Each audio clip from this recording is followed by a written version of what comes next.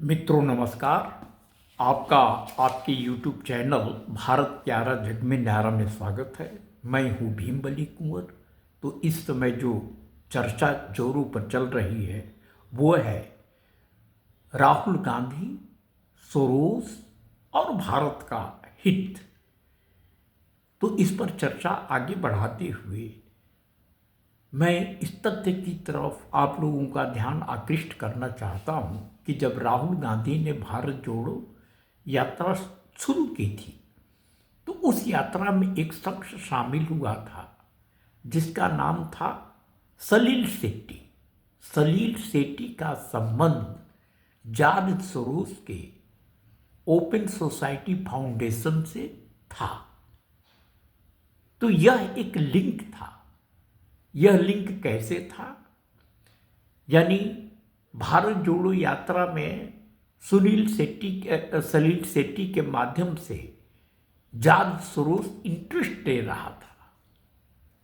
अब सवाल उठता है कि क्या जॉर्ज सोरोस ने राहुल गांधी की भारत जोड़ो यात्रा की फंडिंग की थी?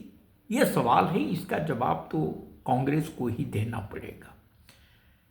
दूसरी बात यह है कि आप लोगों ने एक तस्वीर देखी होगी जिसमें बांग्लादेश में हिंदुओं के ऊपर जो अत्याचार हो रहा है, हिंदुओं का जो कत्लेआम चल रहा है, उसके लिए एक शख्स जिम्मेदार है। उसका नाम है मुसिफकुल फजल। तो राहुल गांधी जब अमेरिका में गए थे तो इस शख्स से मुलाकात की थी। इस शख्स के साथ जॉर्ज सोरोस का भी फोटो है और मोहम्मद यूनुस जो बांग्लादेश की अंतरिम सरकार के सलाहकार हैं। तो इस प्रकार देखा जाए तो जॉर्ज सोरोस, मोहम्मद यूनुस और ये मुसिफकुल फजल, ये तीनों आपस में मिले हुए हैं और इनके साथ राहुल गांधी की भी साठगांठ है। और यह भी तथ्य सामने आया है कि जब राहुल गांधी अमेरिका गए थे तो वहां पर व्हाइट हाउस में भी गए थे, जबकि व्हाइट हाउस का नाम उनके कार्यक्रम में नहीं था।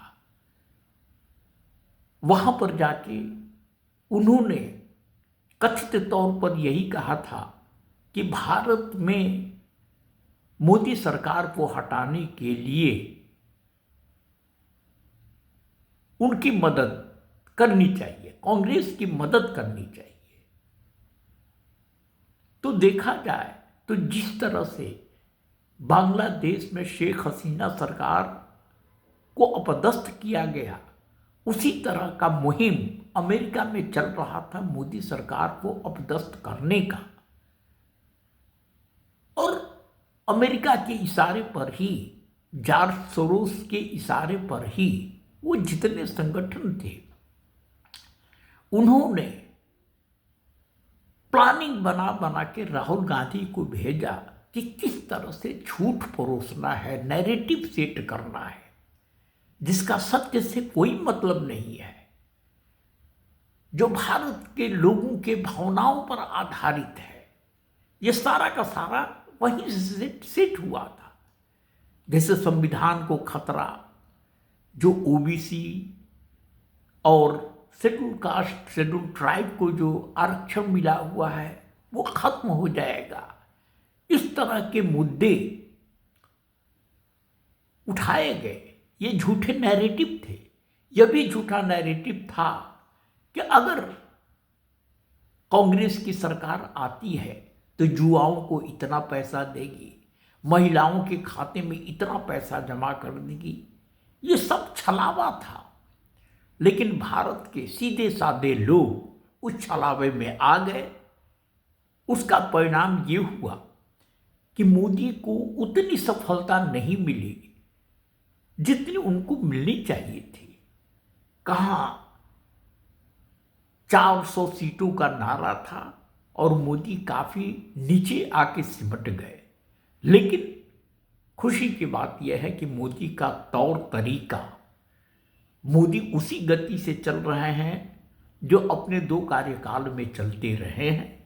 तो ये अमेरिका के डीप स्टेट के लिए बहुत बड़ा खतरा है और वो ये न केन प्रकारेण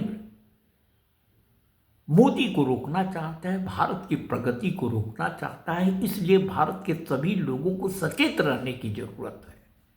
ये कोई पार्टी पॉलिटिक्स का मामला नहीं है, ये गंभीर प्रश्न है जिस पर सबको विचार करना चाहिए। तो यही मैं आप लोगों से कहना चाहता था। फिर मैं किसी दूसरे सब्जेक्ट को लेकर आप लोगों से मिलूंगा। तब तक के लिए आप मुझे इजाज़त दीजिए। आपका बहुत बहुत धन्यवाद। भारत माता की जय। वंदे मातरम। जय हिंद।